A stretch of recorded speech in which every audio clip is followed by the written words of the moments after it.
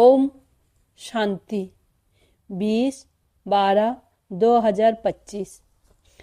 बाबा आज कह रहे हैं, मीठे बच्चे, सद्गुरु आया है तुम्हारी ऊंची तकदीर बनाने। तो तुम्हारी चलन बहुत बहुत रॉयल होनी चाहिए। मीठे बच्चे, सद्गुरु आया है तुम्हारी ऊंची तकदीर बनाने, तो तुम्हारी चलन बहुत बहुत रॉयल होनी चाहिए। प्रश्न है, ड्रामा का कौन सा प्लान बना बनाया हुआ है, इसीलिए किसी को दोष नहीं दे सकते हैं? उत्तर है, ड्रामा में इस पुरानी दुनिया के विनाश का प्लान बना हुआ है। इसमें कोई का दोष नहीं है। इस समय इसके विनाश के लिए प्रकृति को जोर से गुस्सा आया है। चारों ओर अर्थक्वेक होगी, मकान गिरेंगे, फ्लड आएगी, अकाल पड़ेगा। इसीलिए बाप कहते हैं, बच्चे, अब इस पुरानी दुनिया से तुम अपना बुद्धि युग निकाल दो, सद्गुरु की श्रीमत पर चलो। जीते जी देहों का भान छोड़ अपने को आत्मा समझ बाप को याद करने का पुरुषार्थ करते रहो। गीत है, हमें उन राहों पर चलना है। ओम शांति। किन राहों पर चलना है? गुरु की राहों पर चलना है। ये कौन सा गुरु है? उठते बैठते मनुष्य के मुंह से निकल जाता है, वाह गुरु। गुरु तो अनेक है, वाह गुरु किसको कहेंगे? किसकी महिमा गाएंगे? सतगुरु एक ही बाप है। भक्ति मार्ग में ढेर गुरु है, कोई किसकी महिमा करते, कोई किसकी महिमा करते। बच्चों की बुद्धि में है, सच्चा सद्गुरु वो एक है, जिसकी ही वाह वाह मानी जाती है। सच्चा सद्गुरु है तो जरूर झूठे भी होंगे। सच तो होता है संगम पर। भक्ति मार्ग में भी सच की महिमा गाते हैं। ऊंचे ते ऊंच बाप ही सच्चा है। जो ही लिबरेटर गाइड भी बनता है, आजकल के गुरु लोग तो गंगा स्नान पर बा तीर्थ पर ले जाने के गाइड बनते हैं। ये सद्गुरु तो ऐसा नहीं है, जिसको सभी याद करते हैं, हे पतित पावन आओ। पतित पावन सद्गुरु को ही कहा जाता है। वही पावन बना सकते हैं। वो गुरु लोग पावन बना ना सके। वो कोई ऐसे नहीं कहते कि माँ मैं कम याद करो। भल गीता भी पढ़ते हैं, परंतु अर्थ का पता बिल्कुल नहीं है। अगर समझते सद्गुरु एक है तो अपने को गुरु नहीं कहलाते। ड्रामानुसार भक्ति मार्ग की डिपार्टमेंट ही अलग है, जिसमें अनेक गुरु अनेक भक्त है। ये तो एक ही है। फिर यह देवी देवताएं पहले नंबर में आते हैं, अभी लास्ट में है। बाप आकर इन्हों को सतयुग की बादशाही देते हैं, तो और सबको ऑटोमेटिकली वापिस जाना है। इसीलिए सर्वों का सद्गति दाता एक कहा जाता है। तुम समझते हो, कल्प कल्प संगम पर ही देवी देवता धर्म की स्थापना होती है। तुम पुरुषोत्तम बनते हो, बाकी और कोई काम नहीं करते। गाया भी जाता है, गति सद्गति दाता एक है। यह बाप की ही महिमा है। गति सद्गति संगम पर ही मिलती है। सतयुग में तो है एक धर्म। यह भी समझ की बात है ना, परंतु ये बुद्धि देवे कौन? तुम समझते हो, बाप ही आकर युक्ति बताते हैं, श्रीमत देते हैं। किसको? आत्माओं को। वो बाप भी है, सदगुरु भी है, टीचर भी है। ज्ञान सिखलाते हैं ना, बाकी सब गुरु भक्ति ही सिखलाते हैं। बाप के ज्ञान से तुम्हारी सदगति होती है, फिर इस पुरानी दुनिया से चले जाते हैं। तुम्हारा यह बेहद का संन्यास भी है। बाप ने समझाया है, अभी 84 जन्म का चक्र तुम्हारा पूरा हुआ है। अब यह दुनिया खत्म होनी है। जैसे कोई बीमार सीरियस होता है तो कहेंगे अब ये तो जाने वाला है, उसको याद क्या करेंगे, शरीर खत्म हो जाएगा। बाकी आत्मा तो जाकर दूसरा शरीर लेता है। उम्मीद टूट जाती है। बंगाल में तो जब देखते हैं उम्मीद नहीं है तो गंगा पर जाकर डुबोते हैं कि प्राण निकल जाए।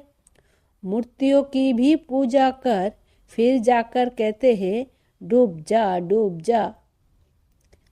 अभी तुम जानते हो ये सारी पुरानी दुनिया डूब जानी है। फ्लड्स होंगी, आग लगेंगी, भूख में मनुष्य मरेंगे, यह सब हालतें आनी है।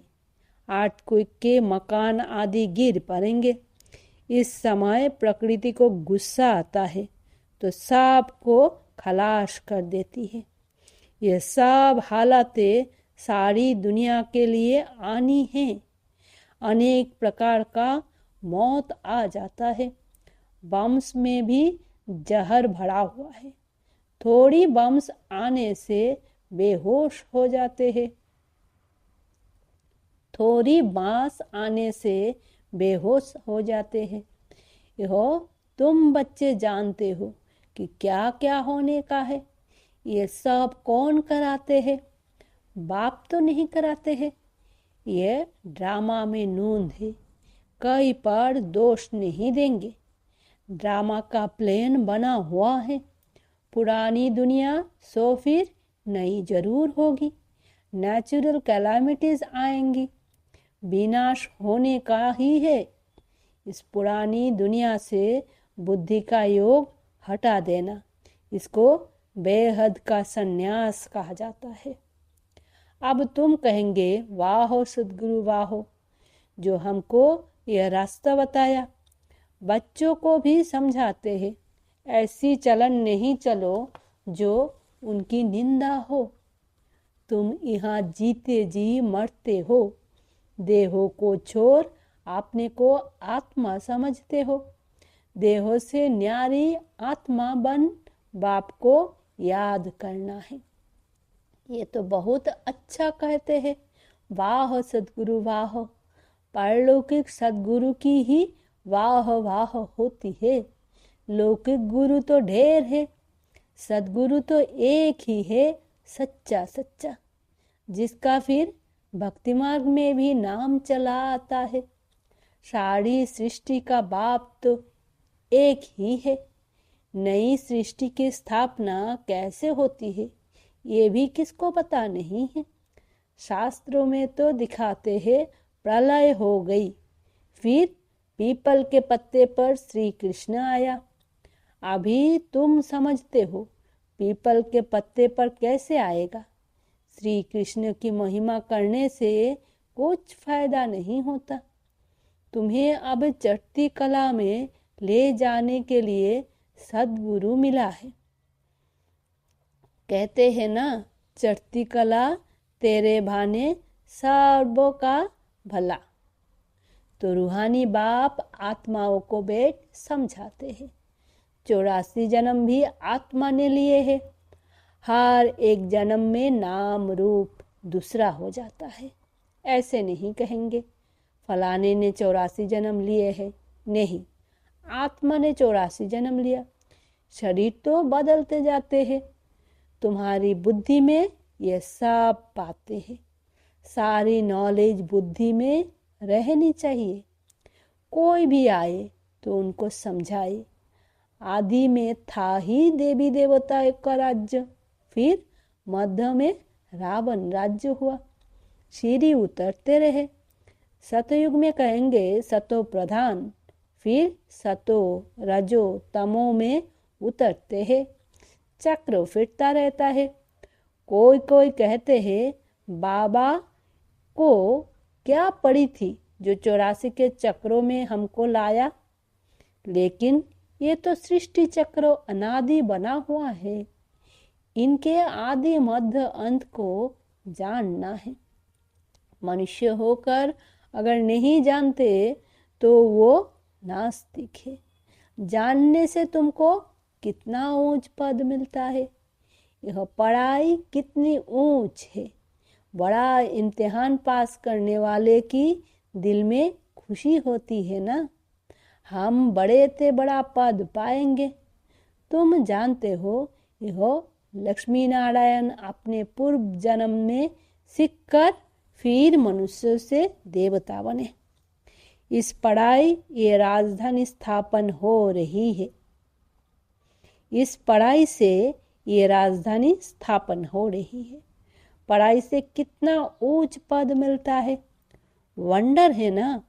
इतने बड़े बड़े मंदिर जो बनाते हैं अथवा जो बड़े बड़े विद्वान आदि है, उनसे पूछो सतयुग आदि में इन्होंने जन्म कैसे लिया, तो बता नहीं सकेंगे।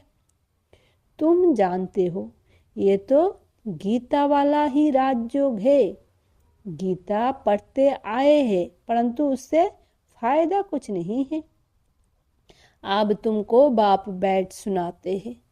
तुम कहते हो बाबा हम आपसे 5000 वर्ष पहले भी मिले थे।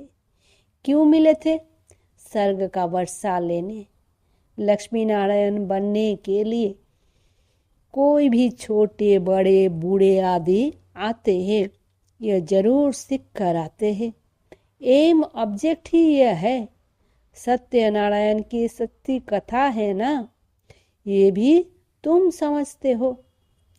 राजाई स्थापन हो रही है। जो अच्छी रीति समझ लेते हैं उनको आंतरिक खुशी रहती है। बाबा पूछेंगे हिम्मत है ना राजाई लेने की? कहते हैं बाबा क्यों नहीं, हम पढ़ते ही है नर से नारायण बनने। इतना समय हम अपने को देहो समझ बैठे थे। अब बाप ने हमको राइटियस रास्ता बताया है। देही अभिमानी बनने में मेहनत लगती है। घड़ी घड़ी अपने नाम रूप में फंस पड़ते हैं। बाप कहते हैं इस नाम रूप से न्यारा होना है। अब आत्मा भी नाम तो है ना। बाप है सुप्रीम परम पिता। लौकिक बाप को परम पिता नहीं कहेंगे। परम अक्षर एक ही बाप को दिया है। वाह हो गुरु भी इनको कहते हैं। तुम सिख लोगों को भी समझा सकते हो। ग्रंथ साहिब में तो पूरा वर्णन है और कोई शास्त्र में इतना वर्णन नहीं है जितना ग्रंथ में। जप साहेब सुखमनी है, यह बड़े अक्षर ही 2 है। बाप कहते हैं साहेब को याद करो तो तुमको 21 जन्म लिए सुख मिलेगा। इसमें मूंझने की तो बात ही नहीं। बाप बहुत सहज करके समझाते हैं। कितने हिंदू ट्रांसफर हो जाकर सिख बने हैं। तुम मनुष्य को रास्ता बताने के लिए कितने चित्र आदि बनाते हो, कितना सहज समझा सकते हो। तुम आत्मा हो, फिर भिन्न भिन्न धर्म में आए हो। यह वैरायटी धर्म का झार है और कोई को यह पता नहीं है कि क्राइस्ट कैसे आता है। बाप ने समझाया था नई आत्मा का कर्म भोग नहीं हो सकता। क्राइस्ट की आत्मा ने कोई विकर्म थोड़े ही किया जो सजा मिले। वो तो सतो प्रधान आत्मा आती है जिसमें आकर प्रवेश करती है। उनको क्रॉस आदि पर चढ़ाते हैं, क्राइस्ट को नहीं। वो तो जाकर दूसरा जन्म ले बड़ा पद पाती है। पॉप के भी चित्र है। इस समय यह सारी दुनिया बिल्कुल ही वर्थ नॉट ए पेनी है। तुम भी थे, अब तुम वर्थ पाउंड बन रहे हो। ऐसे नहीं कि उन्हों के वारिस पिछाड़ी में खाएंगे, कुछ भी नहीं।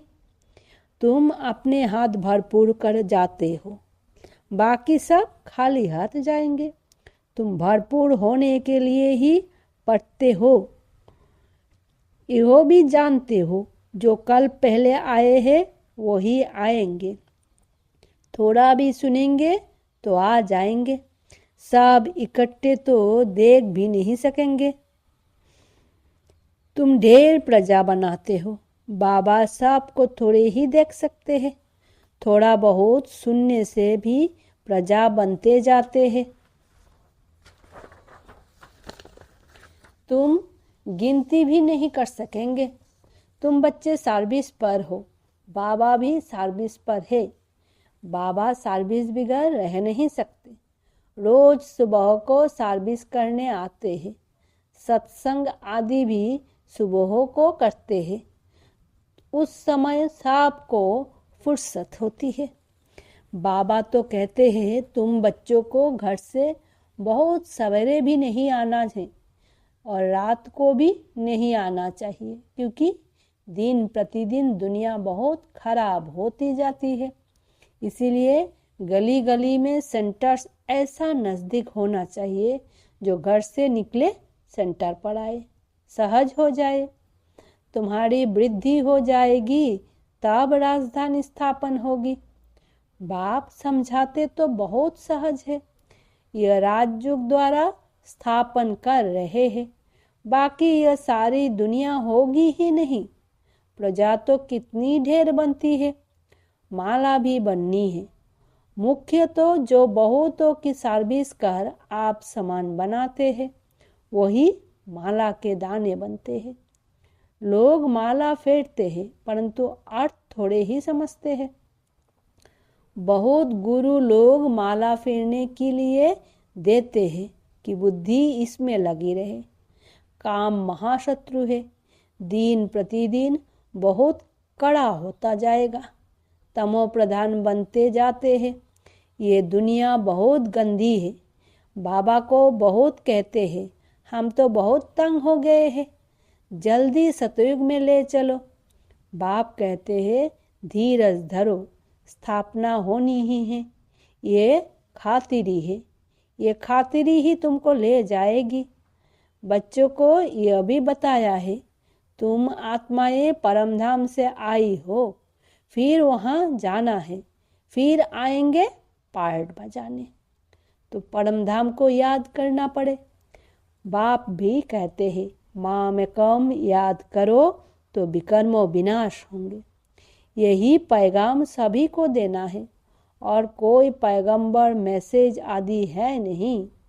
वे तो मुक्तिधाम से नीचे ले आते हैं, फिर उनको सीढ़ी नीचे उतरना है। जब पूरे तमो प्रधान बन जाते हैं तब फिर बाप आकर सबको सत प्रधान बनाते हैं।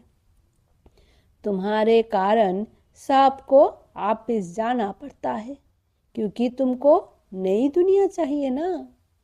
ये भी ड्रामा बना हुआ है। बच्चों को बहुत नशा रहना चाहिए। अच्छा, मीठे मीठे सिकी लदे बच्चों प्रति माता पिता बाप दादा का याद प्यार और गुड मॉर्निंग। रूहानी बाप की रूहानी बच्चों को नमस्ते।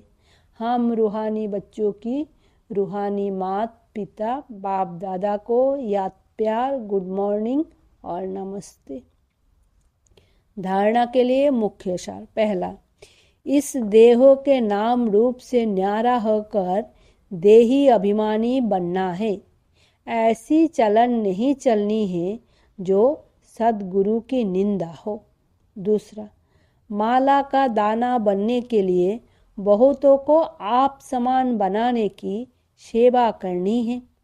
आंतरिक खुशी में रहना है कि हम राजाई लेने के लिए पढ़ रहे हैं। ये पढ़ाई है ही नर से नारायण बनने की। वरदान है, निरंतर याद द्वारा अविनाशी कमाई जमा करने वाले सर्वो खजानों के अधिकारी भवो। निरंतर याद द्वारा हर कदम में कमाई जमा करते रहो तो सुख, शांति, आनंद, प्रेम, इन सब खजानों के अधिकार का अनुभव करते रहेंगे। कोई कष्ट अनुभव नहीं होंगे। संगम पर ब्राह्मणों को कोई कष्ट हो नहीं सकता। यदि कोई कष्ट आता भी है तो बाप की याद दिलाने के लिए, जैसे गुलाब के पुष्प के साथ कांटा उनके बचाव का साधन होता है, वैसे ये तकलीफें और ही बाप की याद दिलाने की निमित्त बनती है। स्लोगन है, स्नेहो रूप का अनुभव तो सुनाते हो, अब शक्ति रूप का अनुभव सुनाओ।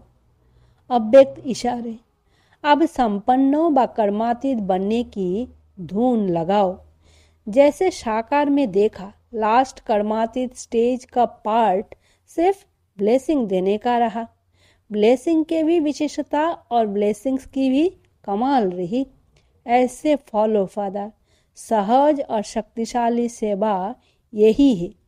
अब विशेष आत्माओं का पार्ट है ब्लेसिंग्स देने का, चाहे नैने से दे, चाहे मस्तक मणि द्वारा। अब विशेष आत्माओं का पार्ट है ब्लेसिंग्स देने का, चाहे नैनों से दो, चाहे मस्तक मणि द्वारा। ओम शांति। शुक्रिया बाबा।